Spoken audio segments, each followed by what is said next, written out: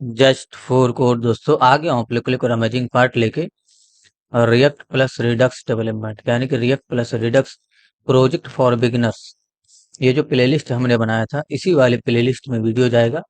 Step by step देखिए और अपना रिडक्स इम्प्लीमेंट करना सीखिए रिएक्ट जेएस के अंदर। अगर आपको रिएक्ट जेएस के अंदर रिडक्स पे काम करना नहीं आता है, रिडक्स को आप नहीं समझ पा रहे हैं कि कैसे काम करना है रिडक्स पे, कैसे रिडक्स का यूज करना है, कहाँ रिडक्स का यूज करना है, तो आप इस प्ले लिस्ट को देखिए और आपको सारी चीज समझ में आ जाएगी। वीडियो थोड़ा लंबा है, इसलिए स्टेप बाय स्टेप जैसे पढ़ाया जा रहा है वैसे ही स्टेप बाय स्टेप पढ़ते हुए आपको देखना है। इसके अंदर आपको 7 प्लेलिस्ट के अंदर वीडियो दिखेगा, यानी कि ये जो प्लेलिस्ट है इसके अंदर आपको 7 वीडियो दिख रहा होगा। ये देखिए 7 लिख के आ रहा है ना इस पे बट इसके अंदर 5 ही वीडियो है। ठीक है, ये जो मैं रिकॉर्ड कर रहा हूँ ये पार्ट 6 है। इसके अंदर दो वीडियो एक्स्ट्रा इसलिए दिख रहा है क्योंकि मैंने इसके अंदर डाल दिया था कुछ दूसरा वीडियो और फिर मैंने उसको रिमूव कर दिया, यानी कि वो इससे रिलेटेड वीडियो नहीं था, उसको भी मैंने इसमें डाल दिया था गलती से। उसको मैंने रिमूव कर दिया जिसकी वजह से वो भी काउंट होके यहाँ पर दिख रहा है। ठीक है, तो ये यूट्यूब की प्रॉब्लम है, यूट्यूब वाले इसको फिक्स करें। यानी कि प्लेलिस्ट में एक बार अगर कोई वीडियो चला गया तो वो काउंट हो जा रहा है और उसको डिलीट करने के बाद भी वो यहाँ पर दिखता रहता है। ठीक है, तो वो डिलीट काउंट हो रहा है, इसकी वजह से प्लेलिस्ट के अंदर 7 वीडियो दिख रहा है। अभी यहाँ पर जो प्लेलिस्ट है इसके अंदर 5 ही वीडियो है, नोटिस करिए। और ये 5 वीडियो ही है रिडक्स का। अभी ये छठा रिकॉर्ड हो रहा है, इसके आगे भी और भी वीडियो जाएगा रिडक्स के अंदर। ये नहीं कर रहा मैं लास्ट वीडियो है ये, और भी वीडियो जाएगा लेकिन 2 वीडियो इसमें एक्स्ट्रा दिखा रहा है। ये देखिए लिखा हुआ है ना, 2 video enable videos are hidden. ठीक है, तो ये अनअवेलेबल वीडियो जो है ये है नहीं और इसका कोई काम भी नहीं आप लोगों को, ये इस प्लेलिस्ट का हिस्सा नहीं है। ठीक है, हम लोग इस प्रोजेक्ट पे काम कर रहे थे। लास्ट टाइम हमने लॉगिन का एक कंपोनेंट बनाया था, अब हमें यहाँ से लॉगिन करना है। पहले तो यहाँ पर जो डेटा इनपुट किया जाएगा उसका स्टेट हैंडल करना होगा। ठीक है, उसके बाद जो सर्वर से डेटा आएगा लॉगिन करने के बाद उसका भी हम स्टेट हैंडल करेंगे, तो दोनों का स्टेट हैंडल करेंगे। ये जो हमारा डेटा है यानी कि यूजर नेम पासवर्ड, इसका हम लोकल स्टेट हैंडल करेंगे क्योंकि हमें यूजर नेम और पासवर्ड का यहीं पर काम है। हमें पूरे पेज में आवश्यकता नहीं, लेकिन जो सर्वर से डेटा आएगा उसको हमें पूरे पेज में यानी कि एक्सेस करने की आवश्यकता है। तो अभी आप धीरे धीरे समझ जाएंगे सब कुछ। पेशेंस रखना है, जिस तरीके से आपको काम करना बताया जा रहा है, जिस तरीके से आपको ट्रेनिंग दी जा रही है वैसे आपको काम करना है। स्टेप बाय स्टेप करते हुए आएंगे तभी आपको समझ में आएगा। पहले आप पार्ट 1 देखिए, पार्ट 2 देखिए, पार्ट 3 देखिए, पार्ट 4 देखिए, पार्ट 5 देखिए। ये एक ऐसा प्रोजेक्ट है कि इस प्रोजेक्ट को बनाने के बाद आप रिएक्ट जेएस के अंदर बड़े से बड़े प्रोजेक्ट पे काम करने के लिए एलिजिबल हो जाते हैं। आपको फ्रंट एंड का सारा लॉजिक समझ में आ जाएगा, किस तरीके से फ्रंट एंड पे डेटा को हैंडल करना है। ठीक है, क्योंकि बिना रिडक्स के आप डेटा को मैनेज नहीं कर पाएंगे। रिडक्स की हेल्प से ही कई सारे डेटा को मैनेज किया जाता है, क्योंकि सेम डेटा, नोटिस करिए ये जो डेटा है ये चीज हमें कार्ड के अंदर भी शो करना होता है, प्रोडक्ट्स के अंदर भी शो करना है, हो सकता है हमें इमेजेस के अंदर भी वही डेटा शो करना हो, होम के अंदर भी हमें डेटा शो करना हो। ठीक है, तो अगर आपने एक जगह पे किसी का ग्लोबल स्टेट हैंडल कर लिया रिडक्स की हेल्प से, फिर आप उसको कहीं पर भी एक्सेस करिए। ये देखिए ना, यहाँ पर भी वही इमेज शो हो रहा है। तो ऐसा होता है, कई कई बार हमें एक डेटा पूरे कंपोनेंट के अंदर शो करना होता है। जैसे अभी हम आज लॉगिन पे काम करेंगे, तो लॉगिन से रिलेटेड जो इन्फॉर्मेशन होगी वो हमें सभी पेज में शो करना होगा, यानी कि यूजर का जो प्रोफाइल है वो होम पे भी दिखना चाहिए, इमेजेस में भी दिखना चाहिए और लॉगिन में भी दिखना चाहिए। ठीक है ना, तो अभी हमें लॉगिन पे काम करना है, पेशेंस रखना है। सबसे पहले हम इसका स्टेट हैंडल करेंगे। ऊपर की तरफ आ जाइए लॉगिन वाले कंपोनेंट के अंदर। तो अगर आपका ये देखिए सीएमपी फोल्डर के अंदर से लॉगिन के नाम से फोल्डर होगा और लॉगिन के अंदर से इंडेक्स डॉट जीएसएक्स, इसको ओपन कर लीजिए। ऊपर की तरफ आ जाइए, इंपोर्ट कीवर्ड सर्च करिए और यूज स्टेट को इंपोर्ट करिए। तो ये जो डेटा है इसका हम लोकल स्टेट हैंडल करेंगे, इसलिए हम यूज स्टेट को इंपोर्ट कर रहे हैं। रिएक्ट के अंदर से आप इंपोर्ट कर लीजिएगा यूज स्टेट को। और जो लॉगिन फंक्शन होगा इसके ठीक अंदर आ जाइए, कांस्टेंट बनाएगा इस तरीके से यूजर के नाम से, और अगला आप सेट यूजर के नाम से कांस्टेंट बना दीजिए। ठीक है, यूज स्टेट को हम फंक्शन के रूप में कॉल करेंगे इस तरीके से, और यहाँ पर हम डिफॉल्ट वैल्यू एक ऑब्जेक्ट रखेंगे। तो ऐसे ऑब्जेक्ट असाइन कीजिए। इसके अंदर आप ईमेल के नाम से प्रॉपर्टी सेट करिए और ईमेल में आप एम्प्टी डिफाइन कर दीजिए फिलहाल।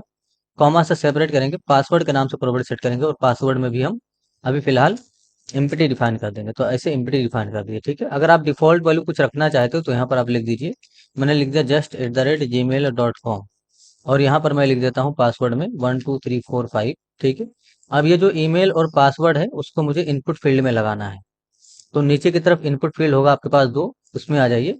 देखिए ये आपका ईमेल वाला है इनपुट फील्ड। इसके अंदर सबसे पहले आप नेम कीवर्ड का यूज करिए इस तरीके से, और यहाँ पर नेम का वैल्यू ईमेल दे दीजिए। उसके बाद आपको वैल्यू कीवर्ड का यूज करना है, और यूजर के अंदर से, यानी कि जो यूजर आपने कांस्टेंट बनाया ऊपर की तरफ, उसके अंदर से हमने किसके नाम से कांस्टेंट बनाया देख लेते हैं जरा। यूजर के नाम से, तो इसी यूजर के अंदर से ईमेल रीड कर लेंगे, ठीक है। तो यहाँ पर आ जाइए, यूजर के अंदर से डॉट ईमेल, इस वाली प्रॉपर्टी को रीड कर लीजिए, ठीक है।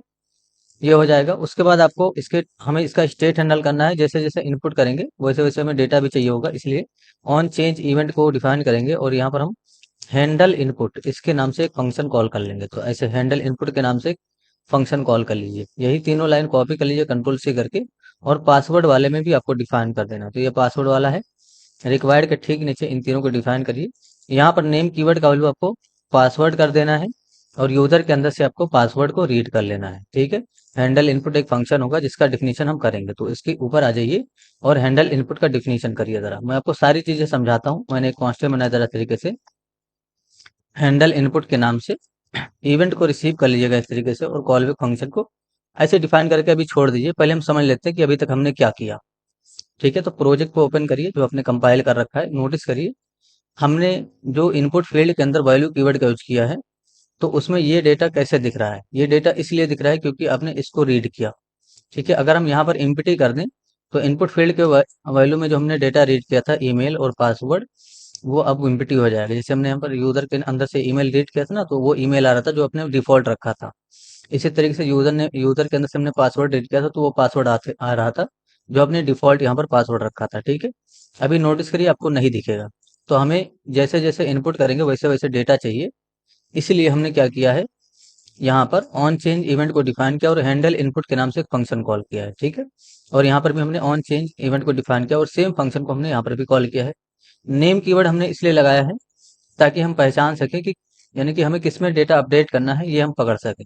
जैसे कि अगर ईमेल में इनपुट हो रहा है तो हम ईमेल में ही डेटा अपडेट कर सकें, और अगर पासवर्ड में इनपुट हो रहा है तो पासवर्ड में डेटा इनपुट कर सके, इसलिए हमने नेम कीवर्ड लगाया। यहाँ पर जो हमने इवेंट रिसीव किया इसमें क्या आएगा नोटिस करिए। मैं यहाँ पर कंसोल करके आपको दिखा देता हूँ। एक एक चीज समझना इंपॉर्टेंट है। इवेंट के अंदर से आप टारगेट को रीड कर लीजिएगा इस तरीके से जरा। तो अभी आपको यहाँ पर क्या मिलेगा, देखिए मैं रिलोड कर लेता हूँ, इंस्पेक्ट कर लूंगा मैं, और कंसोल में जाता हूँ। ये रहा कंसोल हमारा, ठीक है। इसको क्लियर कर लेंगे और मैं ईमेल के अंदर इनपुट करना शुरू कर रहा हूँ। नोटिस करिए इनपुट फील्ड आया ईमेल वाला, ये देखिए हाईलाइट करेंगे तो आपको यहाँ पर ये पता चल जाएगा। अगर आप पासवर्ड में इनपुट करेंगे तो ये देखिए पासवर्ड वाला इनपुट फील्ड आया, ठीक है। तो इवेंट हमने इसीलिए रिसीव किया है ताकि हम इनपुट फील्ड को रीड कर सकें। अब यहाँ पर आप एक वेरिएबल बना सकते हो इस तरीके से, लेट इनपुट के नाम से। तो ऐसे मैंने लेट इनपुट इसके नाम से वेरिएबल बनाया, और यहाँ पर हमने इनपुट फील्ड को रख लिया। एक और कंसोल और डॉट लॉग टच करिए इस तरीके से, और एक और चीज की टेस्टिंग करिए। इनपुट के अंदर से डॉट नेम कीवर्ड को एक्सेस करिए। अभी क्या होगा नोटिस करिए, जिस पे हम इनपुट करेंगे उसका नेम कीवर्ड हमें मिलेगा। यहाँ पर मैंने रिलोड किया, इंस्पेक्ट कर लीजिए, कंसोल में जाएंगे, ये देखिए कंसोल खुला हुआ है। यहाँ पर हमने इनपुट किया, ये देखिए ईमेल मिल गया। अगर आप पासवर्ड वाले में इनपुट करेंगे तो आपको पासवर्ड मिल जाएगा। अगर आप फिर से ईमेल वाले में इनपुट करेंगे तो ईमेल मिलेगा। इसी तरीके से पासवर्ड वाले में इनपुट करेंगे तो आपको पासवर्ड मिल जाएगा, ठीक है। इस तरीके से परफेक्ट। अभी हमें क्या करना है, जब ईमेल में इनपुट होगा तो ईमेल में जो इनपुट हो रहा है वो डेटा रीड करना है, और जब पासवर्ड में इनपुट होगा तो जो पासवर्ड में इनपुट हो रहा है वो डेटा रीड करना है, और यहाँ पर अपडेट करना है इसके वैल्यू में, ठीक है। तो फिलहाल यही करना है मुझे। तो एक काम करिए, इसको भी एक वेरिएबल में रख लेते हैं। तो मैं लेट एक वेरिएबल बनाता हूँ जरा की के नाम से, और इसमें मैं रख लेता हूँ क्योंकि इसमें की के रूप में नेम भी सॉरी ईमेल भी आएगा, पासवर्ड भी आएगा।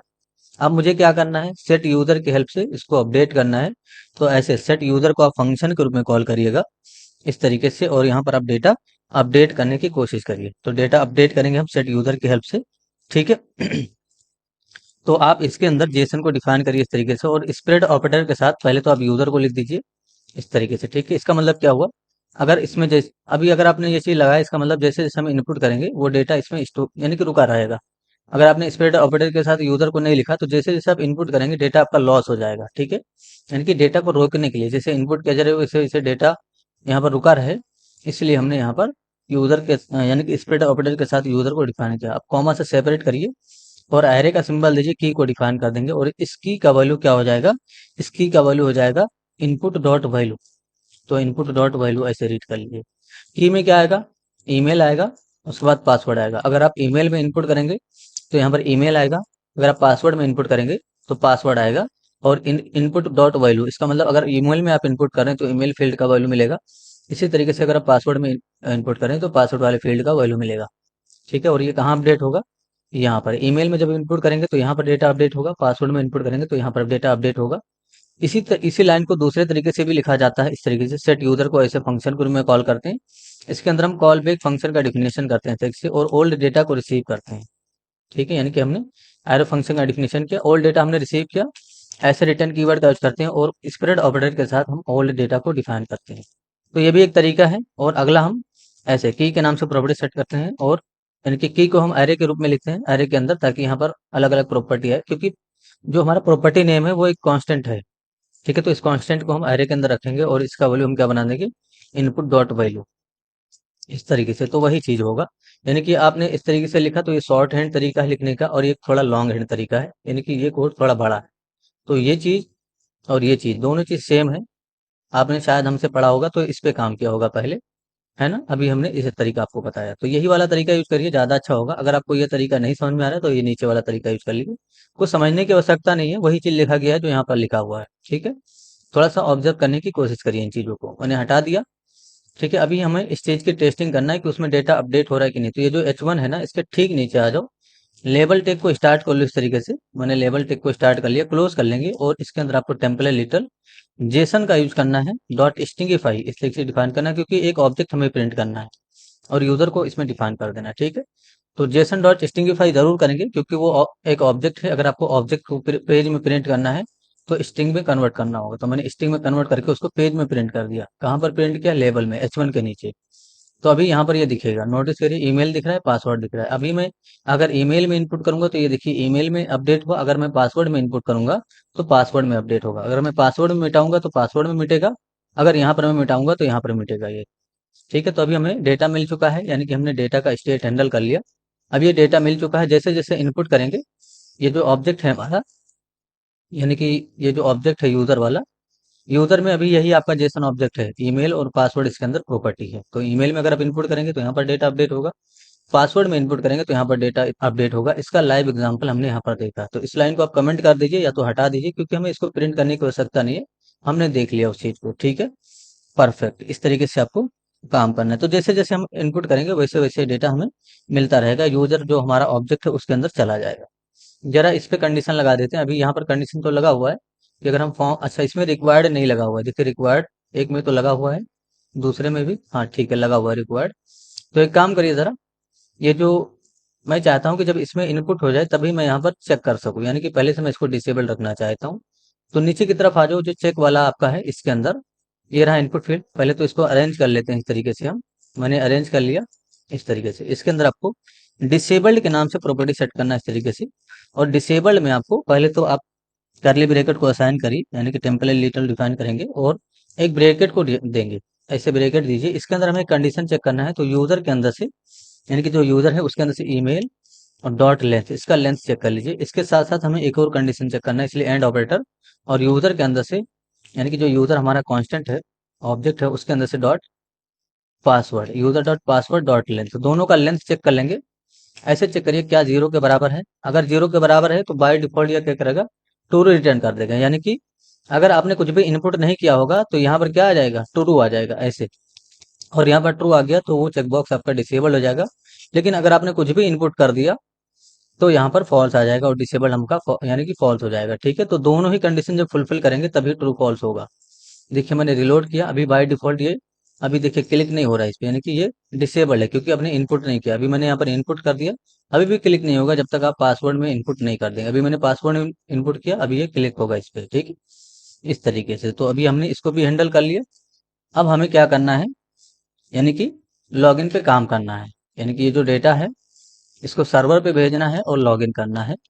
तो अभी तो हमारे पास कोई एपीआई नहीं है, इसलिए हम एपीआई का यूज करेंगे, यानी कि फेक एपीआई का यूज करेंगे। तो यहाँ पर आप सर्च कर लीजिए जरा इस तरीके से, dummyjson.com ऐसे लिखेंगे, डमी जेसन। ठीक है, इस तरीके से फर्स्ट वाले लिंक दिखेगी आपको dummyjson.com, इस पे क्लिक कर देना है और रीड डॉक्स पे क्लिक कर देना है। इसको कट कर दीजिएगा जो भी ऐड वगैरह आएगा, और यहाँ पर नोटिस करिए ऑथ लिखा होगा, लॉगिन एंड गेट टोकन, इस पे क्लिक कर देंगे। ठीक है, तो आपको लॉगिन से रिलेटेड एपीआई मिल जाएगा। इसी का रिक्वेस्ट करना है और हमें लॉगिन करना है। तो फिलहाल हम इनके द्वारा जो यूजर नेम प्रोवाइड किया गया है इसके हेल्प से लॉगिन कर पाएंगे। ठीक है, तो आपको एक सिस्टम पता चल जाएगा। अगर आपके पास फ्रंट एंड होल्डर हैं, यानी कि फ्रंट एंड पे काम करने वाले आप यूजर हैं, तो आपको कैसे रिक्वेस्ट करना है, कैसे चीज़ों को मैनेज करना है, वो आप समझ जाएंगे। ठीक है, तो आपको पेशेंस रखना है। ठीक है, ये जो भी प्रोजेक्ट पे काम करवाया जा रहा है वो एक फ्रंट एंड होल्डर के लिए है, बैकएंड का कोई काम इसमें नहीं करवाया जाएगा। तो हमारे पास एपीआई है, इसका रिक्वेस्ट करेंगे हम। तो एपीआई का रिक्वेस्ट करने के लिए हमें एक्सीओएस को इंस्टॉल करना होगा। तो अपने प्रोजेक्ट में आ जाइए, जहां पर आपने कंपाइल किया होगा कमांड में सीएलएस कर लीजिए, और यहाँ पर लिखिए एनपीएम इंस्टॉल एक्सीओएस। ऐसे आप एक्सीओएस को इंस्टॉल कर लीजिए। ठीक है, देख लीजिए मैंने क्या लिखा है, एनपीएम इंस्टॉल एक्सीओएस। ठीक है, तो एक्सीओएस की हेल्प से हम एचटीटीपी रिक्वेस्ट कर पाएंगे। सीएलएस कर लेंगे और यहाँ पर हम एनपीएम स्टार्ट दोबारा कर देंगे ताकि कंपाइलेशन दोबारा हो जाए। ठीक है, तो मैंने कंपाइल कर दिया है। यहाँ पर इसको मैं कट कर दूंगा क्योंकि यहाँ पर ये फिर से खुल चुका है। नोटिस करिए इस तरीके से हमारा ये लोड हो रहा है, इसको भी मैं कट कर देता हूँ। डमी जेसन वाली जो वेबसाइट है उसको खोल के रखेंगे। अभी हमें इसके अंदर काम करना है। पहले तो हम, यानी कि यहाँ पर क्लिक करने पे हमें रिक्वेस्ट करना है, लॉगिन पे क्लिक करने पे, और ये जो डेटा है इसको कंसोल करना है। तो सबसे पहले तो आप ऊपर की तरफ आ जाओ, यानी कि लॉगिन वाले पेज के अंदर ही, जो लॉगिन का इंडेक्स डॉट जेएस है उसके अंदर आपको इंपोर्ट कीवर्ड सर्च करना है और एक्सीओएस को आपको इंपोर्ट कर लेना है, क्योंकि हम एक्सीओएस की हेल्प से ही रिक्वेस्ट करने वाले हैं। तो ऐसे इंपोर्ट कर दीजिएगा एक्सीओएस को। उसके बाद नीचे की तरफ आ जाएंगे, जो बटन होगा हमारा, सॉरी जो फॉर्म होगा उसमें हमें ऑन सबमिट इवेंट लगाना है। तो ये रहा फॉर्म हमारा। फॉर्म के अंदर ही हम ऑन सबमिट इवेंट को डिफाइन करेंगे इस तरीके से, और ऑन सबमिट पे हम ऑन सबमिट के नाम से ही ये फंक्शन कॉल कर लेंगे। तो ऐसे ऑन सबमिट के नाम से फंक्शन कॉल करिए। इसका डिफिनीशन हम ऊपर करेंगे। तो ये जो आपका हैंडल इनपुट है इसके ठीक नीचे इसका डिफिनीशन करिए। ऐसा नहीं है कि नीचे करेंगे, ऊपर भी कर सकते हैं आप। तो ऑन सबमिट के नाम से यहाँ पर डिफिनीशन करिए। इवेंट रिसीव कर लेंगे क्योंकि हमें प्रीवेंट डिफॉल्ट लगाना होगा। तो अभी इवेंट डॉट प्रीवेंट डिफॉल्ट लगा दीजिए ताकि जो फॉर्म का डिफॉल्ट बिहेवियर है वो बंद हो जाए। ठीक है, इवेंट डिफॉल्ट लगा देंगे तो फॉर्म, यानी कि जब आप सबमिट करेंगे तो आपका पेज रिलोड नहीं होगा, क्योंकि जब आप सबमिट करेंगे और फॉर्म में अगर आपने प्रीवेंट डिफॉल्ट नहीं लगाया तो आपका पेज रिलोड हो जाएगा। इसलिए ये चीज लगाते हैं ताकि पेज हमारा रिलोड ना हो। ठीक है, और कंसोल डॉट लॉग करके देखते हैं कि यूजर में, यानी कि जो हम इनपुट कर रहे हैं वो मिल रहा है कि नहीं। तो यूजर को आप यहाँ पर कंसोल कर दीजिए, इससे हमारा टेस्टिंग हो जाएगा। मैंने रिलोड किया, इंस्पेक्ट कर लीजिए। पहले तो आप इनपुट कर लीजिए इस तरीके से, और यहाँ पर भी मैंने पासवर्ड के रूप में कुछ डाल दिया। इंस्पेक्ट कर लेंगे, कंसोल में जाएंगे, ये देखिए कंसोल है ये। लॉगिन पे क्लिक करिए इस तरीके से, नोटिस करिए ये रहा यूजर नेम और पासवर्ड हमें मिल चुका है। ठीक है, तो ये जो चेकबॉक्स हमने बनाया है इसके हेल्प से हम इस यूजर नेम और पासवर्ड को डिटेक्ट कर पाएंगे। अगर, यानी कि हम स्टोर कर देंगे। अगर कोई यूजर एक बार लॉगिन हो चुका है तो बार बार हम उसको इनपुट नहीं करने देंगे, उसका यूजर नेम पासवर्ड यहाँ पर शो करते रहेंगे अगर वो चेक करके लॉगिन करेगा। तो इस पर हम आगे काम करेंगे। फिलहाल यूजर नेम पासवर्ड मिल चुका है, इसका हमें, यानी कि इसको यहाँ भेजना है और क्या रिस्पांस मिलता है उसको देखना है हमें। ठीक है, तो फिलहाल इस एपीआई का हमें रिक्वेस्ट करना है, इसलिए मैंने इस एपीआई का जो यूआरएल है कॉपी कर लिया। और यहाँ पर आ जाइए जरा, जहाँ पर हम काम कर रहे थे। तो ये कंसोल हमने किया था, इसको हटा दीजिए। ठीक है, यहाँ पर हमें काम करना है, तो हमें एक रिक्वेस्ट करना है, ट्राई ब्लॉक को स्टार्ट करिए इस तरीके से। कैच ब्लॉक को स्टार्ट कर लेंगे, ट्राई और कैच इस तरीके से स्टार्ट करिए। ठीक है, क्योंकि हमें एक्सेप्शन हैंडलिंग करना है। एरर को रिसीव कर लेंगे और जो भी एरर आया है उसको आप कंसोल और डॉट लॉग सर्च करिए इस तरीके से। एरर के अंदर से डॉट रेस्पॉन्स और रेस्पॉन्स के अंदर से डॉट डेटा, इस प्रॉपर्टी को अभी फिलहाल आप रीड कर लीजिए। ठीक है, इस तरीके से। और यहाँ पर ऑसिंग कीवर्ड जरूर लगाएंगे क्योंकि हमें अवेट का भी यूज करना है, तो ऑसिंग कीवर्ड लगा दीजिएगा। यहाँ पर आ जाएंगे, एक कांस्टेंट बनाएंगे इस तरीके से। डेटा को आप डी स्ट्रक्चर कर लीजिए क्योंकि जो रिस्पॉन्स आने वाला है उसके अंदर डेटा के नाम से प्रॉपर्टी होगा। अवेट कीवर्ड को डिफाइन करेंगे इस तरीके से, और यहाँ पर हम एक्सीओएस को फंक्शन के रूप में कॉल करेंगे। ठीक है, इस तरीके से टर्मिनेट कर देंगे। इसके अंदर हम मेथड के नाम से प्रॉपर्टी सेट करेंगे और मेथड का वैल्यू पोस्ट हो जाएगा। कौन सा रिक्वेस्ट करना है कैसे पता चलेगा, ये देखिए जिस एपीआई का हम रिक्वेस्ट कर रहे हैं उसमें मेथड का वैल्यू क्या है, पोस्ट है। इस तरीके से डिफाइन करिएगा। कॉमा से सेपरेट करेंगे और यूआरएल का वैल्यू आपको डिफाइन कर देना इस तरीके से, जो हमने यूआरएल कॉपी किया था। तो जो यूआरएल आपने कॉपी किया था उसको यहाँ पर डिफाइन कर दीजिए। कॉमा से सेपरेट करेंगे, डेटा के नाम से प्रॉपर्टी सेट करेंगे और डेटा में हम एक जेसन को असाइन करेंगे। आपको यूजर नेम के नाम से प्रॉपर्टी सेट करना है, जैसे यहाँ पर बताया गया होगा वैसे ही सेट करना है। देखिए यूजर नाम के नाम से प्रॉपर्टी है और पासवर्ड के नाम से प्रॉपर्टी है। ठीक है, तो यूजर नेम के नाम से प्रॉपर्टी सेट करेंगे और यूजर नेम हमारा अभी हमें नहीं भेजना है, हमें यहाँ पर जो हमारा यूजर है कांस्टेंट उसके अंदर से ईमेल को रीड करना है। तो यूजर, यानी कि जो हमारे पास कांस्टेंट है यूजर वाला उसके अंदर से डॉट ईमेल, इसको रीड कर लीजिए। और पासवर्ड के केस में आपको यूजर के अंदर से डॉट पासवर्ड को रीड कर लेना है। तो ऐसे यूजर डॉट पासवर्ड, इसको रीड कर लीजिए आप। तो ये डेटा चला जाएगा, कहाँ जाएगा, इस वाले एपीआई के पास, और जो भी रिस्पॉन्स आएगा वो इस डेटा के अंदर चला जाएगा। हमने डी स्ट्रक्चर क्यों किया, क्योंकि हम हो सकता था रिस्पॉन्स के नाम से कॉन्स्टेंट बनाते। अब इस रिस्पॉन्स के अंदर से अगर हम डेटा रीड करेंगे, ऐसे लिखिए console dot log response dot data, ठीक है ना, इस तरीके से, तो तब हमें जो प्रॉपर ऑब्जेक्ट आया है सर्वर से वो मिल जाएगा। ठीक है, इसलिए हमने इस डेटा को यहीं पर डायरेक्ट डी स्ट्रक्चर कर दिया था ऐसे। ठीक है, तो अगर आपको नहीं समझ में आ रहा है तो आप चाहें तो यहाँ पर ऐसे लिख सकते हैं, नहीं तो आप यहाँ पर डी स्ट्रक्चर कर लीजिए और डायरेक्ट डेटा यहाँ पर पास कर दिए, फिर आपको कुछ भी यहाँ पर रिसीव करने की आवश्यकता नहीं, यानी कि डायरेक्ट हमने डी स्ट्रक्चर कर लिया और इसको हमने डायरेक्ट कंसोल कर दिया। ठीक है, परफेक्ट। चलिए टेस्टिंग कर लेते हैं। फिलहाल हमारा जो ईमेल और पासवर्ड है वो हम नॉर्मल अपना ही देते हैं। यहाँ पर आ जाएंगे, रिलोड करेंगे इस तरीके से, और मैंने यहाँ पर एट द रेट और मैंने कुछ पासवर्ड डाला, इस पर क्लिक करके, और यहाँ से मैंने लॉगिन पे क्लिक किया, इंस्पेक्ट कर लेंगे। तो अभी चेकबॉक्स पे क्लिक करना इंपॉर्टेंट नहीं है, इस पर हमने कोई काम नहीं किया। तो फिलहाल मैंने इंस्पेक्ट किया, कंसोल में जाएंगे, नोटिस करिए एक ऑब्जेक्ट आया जिसमें लिखा हुआ message invalid credential. Invalid invalid credential इसलिए आया दोस्तों क्योंकि ये जो यूजर नेम और पासवर्ड दे रहे हैं वो इसके डेटाबेस में नहीं है जिसका आप रिक्वेस्ट कर रहे हो। तो यहाँ पर जो यूजर नेम पासवर्ड है उसको हमें देना होगा, तो ये यूजर नेम कॉपी कर लीजिए, ठीक है, और यहाँ पर दे दीजिए। ठीक है, इस तरीके से यहाँ पर दीजिए, और यहाँ पर आ जाएंगे, पासवर्ड भी कॉपी करेंगे इस तरीके से, यानी कि जो पासवर्ड है कंट्रोल सी कर लीजिए, और यहाँ पर हम डिफाइन कर देंगे। मैंने डिफाइन कर दिया, मैं इसको क्लियर कर लेता हूँ। अब मैं लॉगिन पे क्लिक करूंगा, नोटिस करिए, अच्छा यहाँ पर जो है हमने इसका टाइप ईमेल रखा है, इसलिए हम ईमेल ही इनपुट करेंगे यहाँ पर। लेकिन यूजर नेम में ईमेल का कुछ, यानी कि ईमेल के तरीके का डेटा नहीं है, इसलिए आप क्या करिए, यहाँ पर आ जाइए नीचे की तरफ, और जो टाइप ईमेल है उसको आप टेक्स्ट कर दीजिए इस तरीके से। ठीक है, तो इसका टाइप बस आप टेक्स्ट कर दीजिए तो वो प्रॉब्लम सॉल्व हो जाए।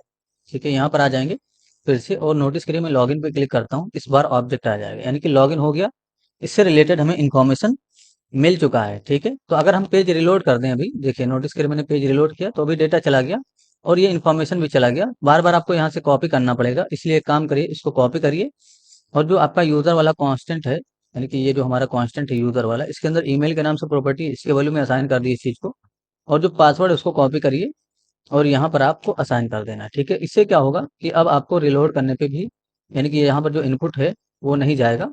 इस तरीके से मैंने रिलोड किया, देखिए इनपुट में जो इन्फॉर्मेशन है वो वैसे ही पड़ा हुआ है। ठीक है, तो अब हमें बार बार वहां से जाके कॉपी नहीं करना पड़ेगा। मैंने यहाँ पर लॉगिन पे क्लिक किया, नोटिस करिए ऑब्जेक्ट आ चुका है। ठीक है, तो ये जो ऑब्जेक्ट आया ये हमें पूरे कंपोनेंट के अंदर, यानी कि जितना भी कंपोनेंट है उन सभी के अंदर एक्सेस करना है। ये दोनों डेटा हमें इसी के अंदर चाहिए था, बस हमें लॉगिन करने के लिए चाहिए था, इसलिए हमने इसका लोकल स्टेट हैंडल किया। अभी ये जो इन्फॉर्मेशन आया है इसका हमें पूरे पेज में एक्सेस चाहिए, यानी कि मैं चाहता हूँ ये जो इन्फॉर्मेशन है इसको पूरे पेज में एक्सेस करूँ, तभी तो हम यूजर का जो प्रोफाइल है उसको लॉगिन में भी शो कर पाएंगे, इमेजेस में भी शो कर पाएंगे, है ना, होम के अंदर भी यूजर का प्रोफाइल शो कर पाएंगे इस तरीके से। ठीक है, तभी तो हम यूजर का प्रोफाइल शो कर पाएंगे सभी पेज में।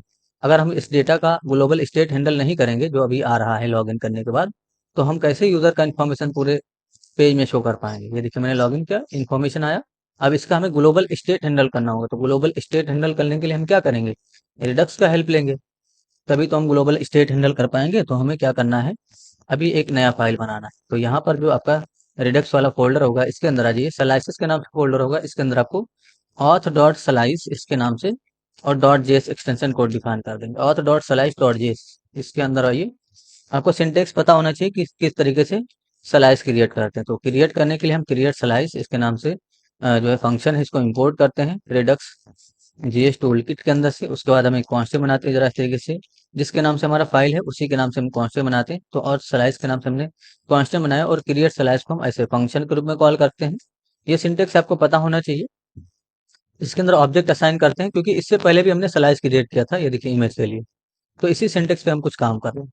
अब इसके अंदर आपको सबसे पहले नेम के नाम से प्रॉपर्टी सेट करना है, और नेम में आपको यहाँ पर ऑथ दे देना है, या कोई भी नाम दे सकते हैं, फिलहाल जो फाइल का नाम होता है उसी को दिया जाता है तो ज़्यादा अच्छा रहे।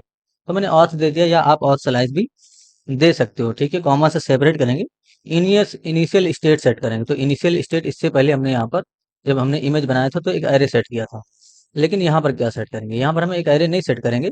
एरे आपको तब सेट करना चाहिए जैसे आपको प्रीवियस डेटा का रिकॉर्ड चाहिए। जैसे हमारा यहाँ पर क्या कंडीशन था कि जैसे जैसे हम यूआरएल इनपुट करें वैसे वैसे वो पुश होता रहे, यानी कि एक एरे के अंदर हम स्टोर कर रहे थे, यानी कि हमें प्रीवियस डेटा भी चाहिए था। तो अभी हमें प्रीवियस डेटा नहीं चाहिए, क्योंकि हमें एक ही यूजर का इन्फॉर्मेशन है ना, यानी कि हम जब इंस्पेक्ट करते हैं तो एक ही यूजर का इन्फॉर्मेशन आता है। ऐसा तो है नहीं कि मल्टीपल यूजर का इन्फॉर्मेशन हमें स्टोर करना है, सिंगल यूजर का इन्फॉर्मेशन है, इसलिए ऑब्जेक्ट है। और यहाँ पर हम ऑब्जेक्ट का सिंबल दे देंगे इनिशियल स्टेट में। तो ये डेटा को देख कर दिया जाता है कि यहाँ पर इनिशियल स्टेट क्या रखा जाएगा। ठीक है, तो मैंने ऑब्जेक्ट असाइन किया और इसके अंदर मैं यूजर के नाम से प्रॉपर्टी सेट करता हूँ। यूजर का वैल्यू फिलहाल मैंने नल रखा इस ऑब्जेक्ट के अंदर। यूजर का वैल्यू मैंने नल इसलिए रखा है क्योंकि ये तब तक नल रहेगा जब तक यूजर लॉगिन नहीं कर लेता। जैसे अभी यूजर ने लॉगिन किया, यानी कि जैसे इस बटन पे क्लिक करके लॉगिन किया, अब जो इन्फॉर्मेशन आया उसको यहाँ पर अपडेट कर देंगे। जैसे अभी इन्फॉर्मेशन आया था ना लॉगिन करने के बाद, तो उसी इन्फॉर्मेशन को हम अपडेट करने वाले हैं। ये जो इन्फॉर्मेशन आया इसको कहाँ अपडेट करेंगे, यहाँ पर। तो फिलहाल यूजर का वैल्यू नल रखा हमने। कब अपडेट करेंगे, जब यूजर लॉगिन हो जाएगा। जब यूजर लॉग आउट करेगा तो इसको फिर से हम नल कर देंगे। इस तरीके से इनिशियल स्टेट का डिक्लेरेशन हो चुका है। कॉमा से सेपरेट करेंगे, रिड्यूसर्स के नाम से एक प्रॉपर्टी सेट करेंगे और इसके अंदर हम अलग अलग फंक्शन बनाते हैं। तो लॉगिन करने के लिए लॉगिन के नाम से फंक्शन बनाइए, स्टेट को रिसीव कर लेंगे कॉमा लाके, एक्शन को रिसीव कर लेना है, ऐसे डिफिनीशन करना है। ठीक है, अब इसके अंदर आपको स्टेट के अंदर से डॉट यूजर, यानी कि इसको रीड करेंगे, ये जो प्रॉपर्टी है इनिशियल स्टेट के अंदर से। तो स्टेट के अंदर क्या आएगा, ये वाला ऑब्जेक्ट आएगा। अब इसी ऑब्जेक्ट के अंदर से हमने यूजर यानी कि ये वाला प्रॉपर्टी रीड किया, इसका वैल्यू क्या हो जाएगा, एक्शन के अंदर से डॉट पेलोड। क्योंकि जहां पर अभी हम यानी कि जहां पर हम इस लॉगिन फंक्शन को कॉल करेंगे वहां से हम डेटा भेज देंगे। जब लॉगिन हो जाएगा ना, ये डेटा आता है, यानी कि जो कंसोल में अभी दिख रहा था वो डेटा आता है ना, तो उसी को हम भेज देंगे। तो वो एक्शन के अंदर रिसीव होगा। तो एक्शन के अंदर से डॉट पेलोड रिसीव कर लीजिए, यानी कि पेलोड को रीड कर लीजिए। तो अभी क्या होगा, यानी कि जैसे आप लॉगिन करेंगे ऐसे, यानी कि जैसे फंक्शन कॉल हुआ, अब अगर लॉगिन हो चुका है तो वहां से जो भी हम डेटा भेजेंगे वो यहाँ पर चला जाएगा, यानी कि नल हटेगा और यहाँ पर डेटा आ जाएगा जो आपका लॉगिन से रिलेटेड डेटा है वो। ठीक है ना, इस तरीके से। परफेक्ट। एक और फंक्शन बनाना है तो इसी को मैं कॉपी कर लेता हूँ या मैं आपको लिख के दिखाता हूँ। मैंने लॉग आउट के नाम से बना लिया। तो लॉग आउट का जब हम, यानी कि जब लॉग आउट को हम फंक्शन के रूप में कॉल करेंगे, स्टेट को सिर्फ रिसीव करिए, क्योंकि हम लॉग आउट को फंक्शन के रूप में जब कॉल करेंगे तो कोई डेटा नहीं भेजेंगे। अब आपको स्टेट के अंदर से डॉट यूजर को रीड करना है और यूजर का वैल्यू फिलहाल नल कर देना है इस तरीके से। यानी कि अगर किसी ने लॉग आउट का रिक्वेस्ट किया है तो यूजर में जो भी है वो रिमूव हो जाएगा। और अगर किसी ने जो है लॉगिन का रिक्वेस्ट किया है तो लॉगिन होने के बाद जो इन्फॉर्मेशन है वो यूजर के अंदर चला जाएगा। ठीक है, तो बस इतना ही करना था आपको अभी फिलहाल यहाँ पर। अभी आपको इन दोनों को क्या करना है, एक्सपोर्ट करना है। किसको एक्सपोर्ट करना है, लॉगिन को और लॉग आउट को। ठीक है, तो यहाँ पर हमने एक्शन को क्यों नहीं रिसीव किया, एक्शन वहीं रिसीव करना चाहिए आपको जहां पर आपका डेटा है। तो लॉग आउट को जो हम, यानी कि लॉग आउट को जब कॉल करेंगे तो हम कोई डेटा नहीं भेजने वाले, लॉगिन को कॉल करेंगे तो हम डेटा भेजेंगे। इसलिए हमने एक्शन को रिसीव किया है और एक्शन के अंदर से पेलोड रीड करके यूजर में अपडेट कर दिया। कौन सी यूजर में, इस वाले यूजर में। इनिशियल स्टेट का मतलब, यानी कि जो इनिशियल स्टेट आपने लिखा है और यहाँ पर जो स्टेट रिसीव करते हो उसके अंदर ये वाले, ये पूरा ऑब्जेक्ट आ जाएगा यहाँ पर। ठीक है, और इसी ऑब्जेक्ट के अंदर से हमने यूजर को रीड किया है। थोड़ा सा समझने की कोशिश करिए, सारी चीजें क्लियर हो जाएंगी। और ये बहुत इंपॉर्टेंट चीज है, ये समझ लीजिए कि आपको जब तक ना समझ में आए इसको पूरा कंप्लीट करते रहिए। 10 बार भी अगर आपको इस प्रोजेक्ट को बनाना पड़े समझने के लिए तो 10 बार भी बनाइए। ठीक है, यानी कि जब तक आपका क्लियर ना हो जाए रिडक्स और रिएक्ट जेएस के अंदर रिडक्स का कैसे यूज करना है, तो आपको बनाते रहना चाहिए। कांस्टेंट बनाएंगे और लॉगिन को कॉमा लगा के लॉग आउट को, दोनों को हम एक्सपोर्ट कर देंगे। किसके अंदर से, ये जो हमारा ऑथ स्लाइस है इसके अंदर से डॉट एक्शंस को हम डिफाइन कर देंगे। ठीक है, यानी कि इसके अंदर ऑथ स्लाइस के अंदर जो दोनों एक्शन है हमारे, ये एक्शन होगा, ये दोनों एक्सपोर्ट हो जाएगा। उसी को हमने डी स्ट्रक्चर किया है, ऐसे डी स्ट्रक्चर किया है हमने। अगर हमने डी स्ट्रक्चर नहीं किया होता तो हम शायद यहाँ पर लॉगिन को रीड कर रहे होते इस तरीके से, फिर हमें यहाँ पर डी स्ट्रक्चर करने की आवश्यकता नहीं थी, फिर हमें एक और बार लिखना पड़ता है यही चीज, और यहाँ पर हम लॉग आउट को रीड कर रहे होते। ठीक है, तो एक ही लाइन में लिखना है आपको। तो ऐसे डी स्ट्रक्चर कर सकते हो, दोनों ही कांस्टेंट एक ही बार में एक्सपोर्ट हो जाएगा। अब आपको एक्सपोर्ट डिफॉल्ट कीवर्ड का करना है इस तरीके से, और ऑथ स्लाइस डॉट रिड्यूसर इसको आपको एक्सपोर्ट कर देना है। ठीक है, तो यहाँ पर रिड्यूसर्स नहीं है, रिड्यूसर है, ध्यान रखिएगा, और यहाँ पर एक्शंस है। ठीक है ना, इस तरीके से। अब ये चीज आपको, यानी कि इंपोर्ट करना है स्टोर के अंदर। स्टोर के अंदर इसका डिक्लेरेशन होना चाहिए इस वाले पेज का, तभी हम हमारा जो डेटा है वो स्टोर होगा। तो स्टोर वाला जो फाइल है वो यहाँ पर है। जैसे हमने इमेजेस स्लैश को इंपोर्ट किया था और यहाँ पर डिक्लेयर किया था, वैसे ही हमें इंपोर्ट कीवर्ड का यूज करना है और ऑथ स्लैश को भी इंपोर्ट करना है। तो ऑथ स्लैश को इंपोर्ट करिए और इमेजेस के ठीक नीचे आप यहाँ पर ऑथ स्लैश को डिफाइन कर दीजिए। ठीक है, तो अब क्या, कैसे डेटा स्टोर होगा, ऑथ स्लैश के नाम से प्रॉपर्टी सेट होगा और ऑथ स्लैश के अंदर जो आपका यूजर वाला डेटा है ये वाला वो स्टोर हो जाएगा। ठीक है, जो भी रहेगा। तो बस इतना ही करना था, ये सेटअप हो चुका है। अब हमें बस रिक्वेस्ट करना है अलग अलग चीजों का, यानी कि लॉगिन का रिक्वेस्ट करना है और लॉग आउट का रिक्वेस्ट करना है, लॉग आउट करने के लिए। तो लॉगिन कब करते हैं, जब इस लॉगिन पे क्लिक होता है। तो फिलहाल इंडेक्स डॉट जेएस के अंदर आ जाइए, जो लॉगिन वाला इंडेक्स डॉट जेएस है उसके अंदर। इसके अंदर आप इंपोर्ट कीवर्ड का इस तरीके से, और यूज डिस्पैच को आप ऐसे इंपोर्ट कर लीजिए। ठीक है, मैंने इंपोर्ट किया। ठीक है, इसके साथ साथ आपको लॉगिन फंक्शन को और लॉगआउट को भी इंपोर्ट करना है। तो इंपोर्ट लॉगिन ऐसे इंपोर्ट करिए और कॉमा लाके आप लॉगआउट को भी इंपोर्ट कर लीजिए। दोनों चीज़ों को आपको इंपोर्ट कर लेना है। नीचे की तरफ आ जाइए, हमारा फंक्शन है, यहाँ पर नोटिस करिए ये आपका यानी कि जब आप लॉगिन पे क्लिक करते हैं, ट्राई के अंदर यहाँ पर रिस्पॉन्स आता है ना, तो अभी आप एक काम करिए, ऊपर की तरफ आइए, एक कांस्टेंट बनाएंगे जरा तरीके से, डिस्पैच के नाम से। डिस्पैच इसके नाम से आप कांस्टेंट बनाइए। स्पेलिंग वगैरह अगर मुझसे मिस्टेक हो जाता है तो आपको ठीक करके लिखना है, ठीक है। मैंने डिस्पैच को फंक्शन के रूप में कॉल किया, यूज डिस्पैच को, क्योंकि एक हुक है, इसको फंक्शन के रूप में कॉल करके हमने इसमें रखा है। अब क्या करेंगे, हम डिस्पैच को यहाँ पर फंक्शन के रूप में कॉल करेंगे। हमें डेटा देना ना डिस्पैच को, तो डिस्पैच को ऐसे फंक्शन के रूप में कॉल कर लीजिए ट्राई के अंदर, जहाँ पर हम डेटा कंसोल कर रहे थे। और ये डेटा किसके देना है, हमें लॉगिन को। तो लॉगिन को आप यहाँ पर फंक्शन के रूप में कॉल करेंगे डिस्पैच के अंदर और डेटा भेज देंगे। लॉगिन क्या है भाई, लॉगिन हमारा इंपोर्ट किया हमने, ये एक्शन है, ठीक है। इसको हमने इंपोर्ट किया है और इसी एक्शन को हमने डिस्पैच किया, ठीक है। तो हमने लॉगिन एक्शन को डिस्पैच किया और डेटा दे दिया। यहाँ पर भी हमें डिस्पैच करना है, तो डिस्पैच कीवर्ड सर्च करिए इस तरीके से। और अगर कोई गलत डेटा, गलत इन्फॉर्मेशन यूजर डाल रहा है तो हम लॉग आउट कर देंगे, इसलिए लॉग आउट को यहाँ पर डिफाइन करना है, यानी कि बस लॉग आउट को फंक्शन के रूप में कॉल करना है। बाय बस जैसे ही आपका लॉग आउट कॉल होगा, जो भी इन्फॉर्मेशन यूजर के अंदर स्टोर था वो सब नल हो जाएगा, ठीक है। तो बस यही करना है आपको, डिस्पैच को फंक्शन के रूप में कॉल करना है एरर के अंदर, लॉग आउट को कॉल करना है डिस्पैच के अंदर, और जो आपका सक्सेस वाला यानी कि ट्राई वाला ब्लॉक है, उसके अंदर डिस्पैच को फंक्शन के रूप में कॉल करना है, उसके अंदर लॉगिन को फंक्शन के रूप में कॉल करना है और डेटा भेज देना है, जो भी डेटा आया है यहाँ पर। एक बार टेस्ट कर लेते हैं, मैं इंस्पेक्ट करके, पहले तो आप रिडक्स का जो इन्वायरमेंट है उसमें जाइए, तो यहाँ पर क्लिक करेंगे और ये रहा रिडक्स, इस पे क्लिक करेंगे। नोटिस करिए इमेज का सारा वो है, और स्लैश के नाम से प्रॉपर्टी सेट हुआ।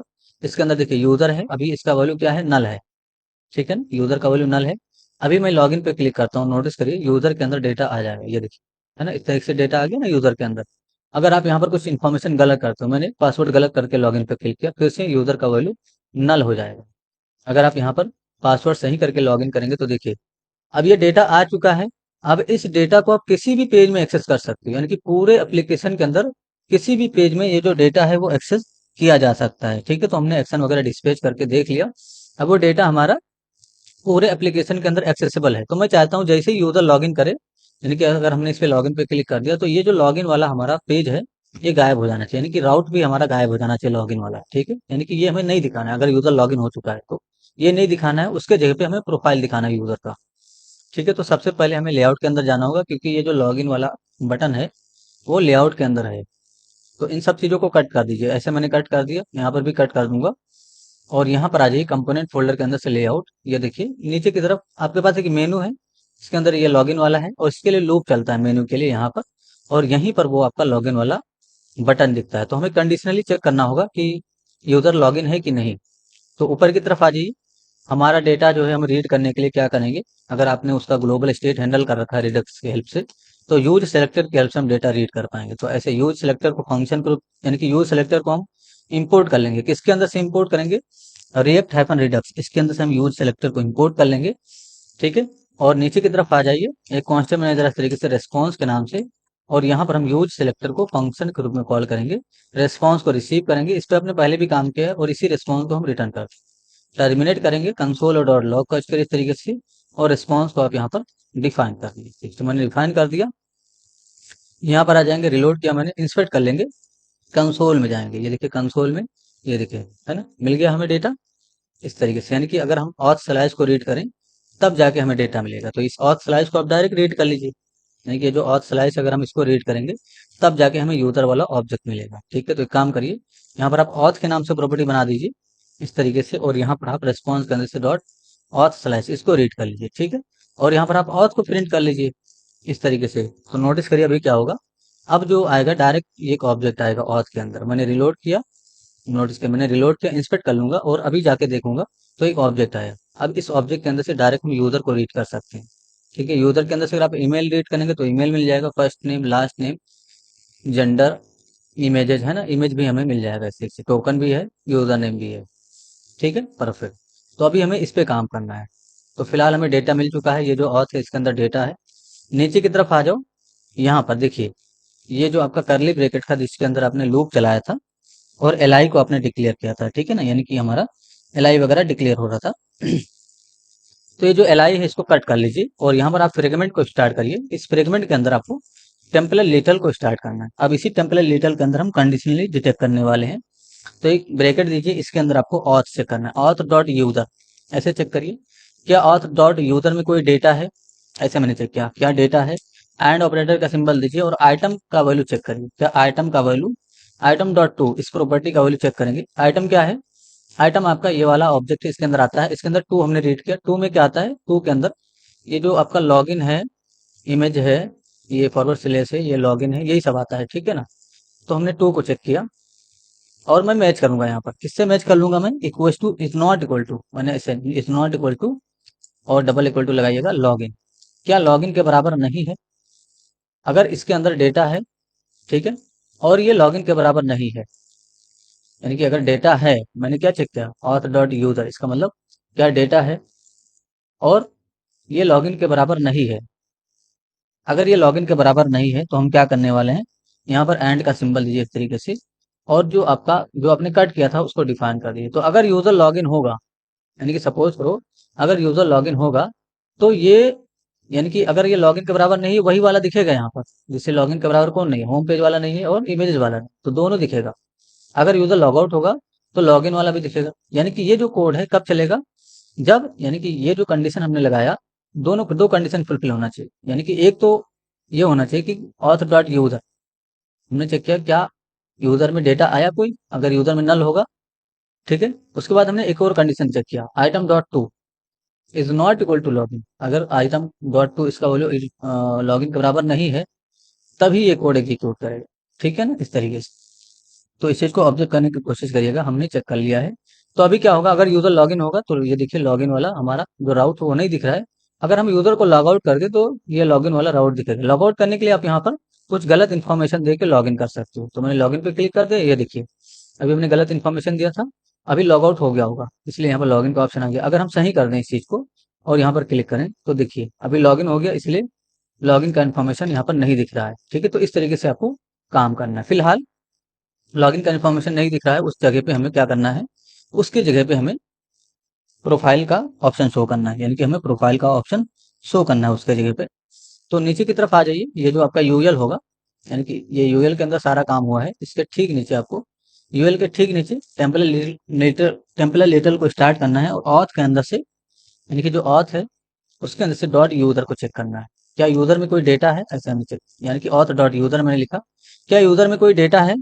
अगर डेटा है तो इसके ठीक नीचे हम एक डिप बनाने वाले हैं, तो ऐसे डिप को स्टार्ट कर लीजिएगा, डिप को क्लोज कर लेंगे इस तरीके से, और इस डिप के अंदर हम काम करेंगे। तो मैंने ऐसे डिप को क्लोज कर लिया, एंटर कर लीजिएगा इस तरीके से। इसके अंदर एक बटन बनाइएगा जरा इस तरीके से, मैंने बटन बनाया और इस बटन के अंदर हम IMG टैग को स्टार्ट करेंगे। तो मैंने IMG टैग को स्टार्ट किया इस तरीके से, और यहाँ पर हम SRC के अंदर डिफाइन करेंगे कि जो ऑथ है उसके अंदर से dot user, auth dot user, इस वाली प्रॉपर्टी को रीड करिए और इसके अंदर से इमेजेस को रीड कर लीजिए, यानी कि इमेज के नाम से प्रॉपर्टी है उसको रीड कर लीजिए, ठीक है।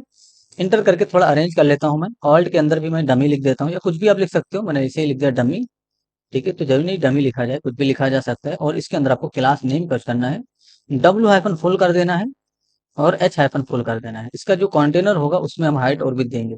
तो इसका कंटेनर ये बटन है, इसमें हम हाइट और विड्थ देने का काम करेंगे। तो ये जो ऑथ और यूजर के अंदर जो ऑब्जेक्ट, यानी कि ऑथ डॉट यूजर, ये जो ऑब्जेक्ट है इसके अंदर से हमने इमेज को रीड किया है, ऑलरेडी इमेज आ रहा था, हमने आपको दिखाया था।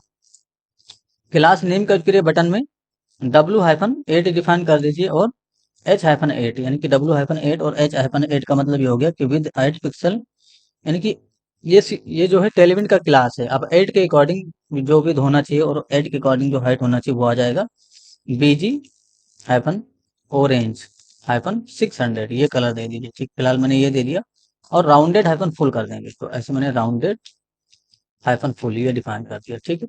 तो एक बार देख लेते हैं क्या दिख रहा है, ये देखिए इस तरीके से हमें दिखा ये चीज, ठीक है।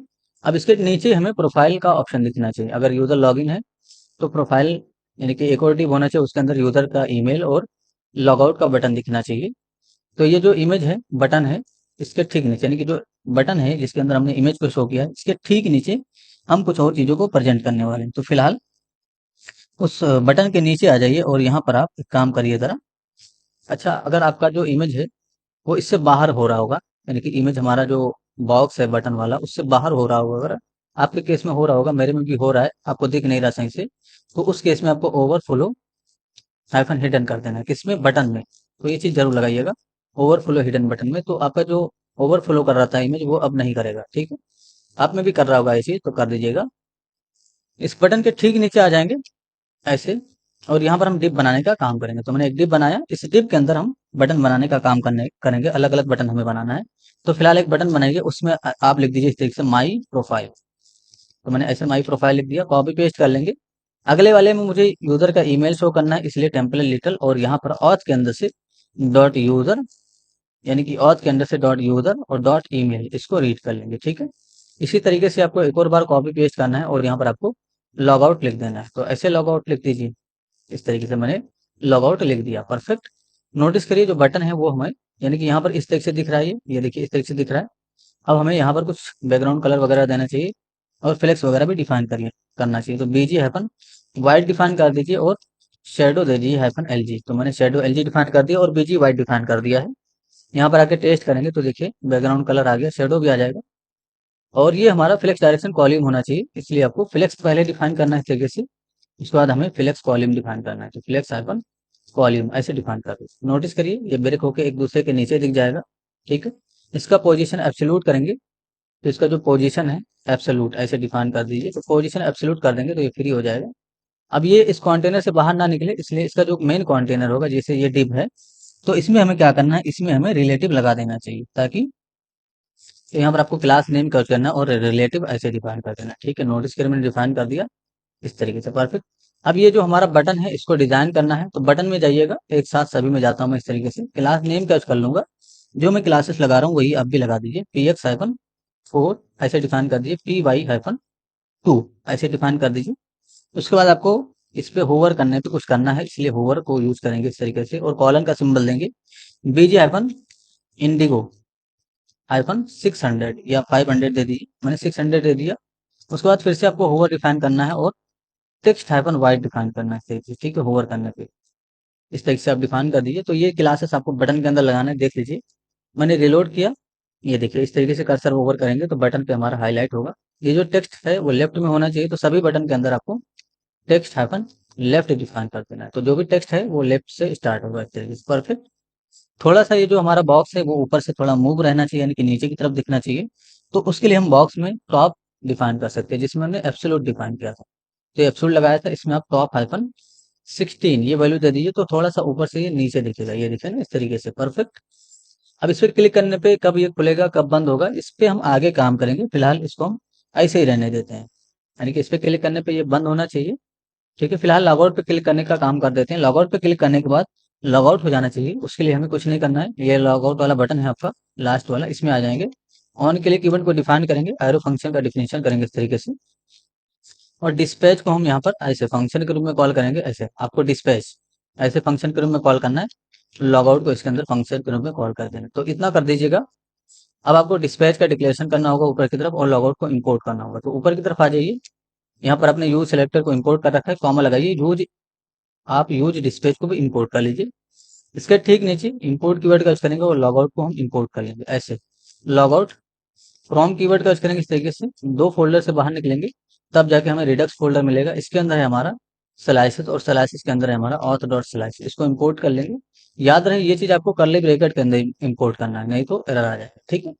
यहाँ पर आ जाएंगे, एक पांचवे बनाएंगे तरह से डिस्पैच के नाम से, जिसको हमने नीचे की तरफ एक्सेस कर रखा है, और यूज डिस्पैच को हम फंक्शन के रूप में यहाँ पर कॉल करके रखेंगे। बस इतना ही करना है, ठीक है। तो लॉगआउट को हमने इंपोर्ट कर लिया, यूज डिस्पैच को इंपोर्ट कर लिया, यूज डिस्पैच को हमने यहाँ पर डिफाइन किया इस तरीके से, और नीचे की तरफ हमने यूज डिस्पैच को ऑन क्लिक पे कॉल किया, यानी कि ये वाला एक्शन डिस्पैच कर दिया लॉगआउट को। तो अब क्या होगा, जैसे आप बटन पे क्लिक करेंगे, लॉगआउट वाला एक्शन डिस्पैच होगा और लॉगआउट हो जाएगा, यानी कि यूजर का इन्फॉर्मेशन चला जाएगा। अभी यहाँ पर लॉगिन वाला राउट दिखा, ठीक है, लॉगिन करेंगे तो लॉगिन हो जाएगा। अभी देखिए लॉगिन वाला जो पेज है वो चला गया इस तरीके से, ठीक है। तो अगर आपका लॉगिन वाला पेज जा चुका है, तो ये लॉगिन का भी नहीं दिखना चाहिए, ठीक है ना, क्योंकि लॉग आउट होने के बाद डायरेक्ट यूजर होम पेज पे जाना चाहिए। तो इस पे भी हम आगे काम करेंगे, फिलहाल लॉगिन करिए इस तरीके से। अगर आप लॉगिन करेंगे तो प्रोफाइल दिखेगा, अब ये प्रोफाइल सभी में दिखेगा, देखिए इसमें भी दिख रहा है ना, इमेजेस में भी, और होम में भी दिखेगा ये प्रोफाइल, ये देखिए सभी में दिखेगा ये प्रोफाइल। अब प्रोफाइल पे कोई फर्क नहीं पड़ेगा, क्योंकि प्रोफाइल का आपने ग्लोबल स्टेट हैंडल कर दिया है। तो प्रोफाइल आपका लॉगिन में तो दिखेगा ही दिखेगा, प्लस आपका जो है इमेजेस भी दिखेगा। ठीक है, नोटिस करिए सभी में दिख रहा है क्योंकि हमने इसका ग्लोबल स्टेट हैंडल किया। अभी हमने लॉग आउट कर दिया इसलिए लॉगिन का ऑप्शन आ गया। लॉगिन पे क्लिक करके यहाँ से अगर आप लॉगिन करते हो तो देखिए फिर से प्रोफाइल दिखा, और इमेजेस में जाएंगे तब भी यहाँ पर हमें प्रोफाइल दिखेगा, होम में जाएंगे तब भी प्रोफाइल दिखेगा इस तरीके से। परफेक्ट। तो देखिए रिडक्स के हेल्प से आप बड़ी कामों को कर सकते हो। थोड़ा सा टाइम तो लगा लेकिन आप लोगों को अच्छे से समझ में आया होगा दोस्तों। अगर किसी भी तरह का इशू है जरूर पूछिए, आपकी हेल्प कर दी जाएगी। Thanks for enjoying the education of just for code. See you soon. जय हिंद, जय भारत।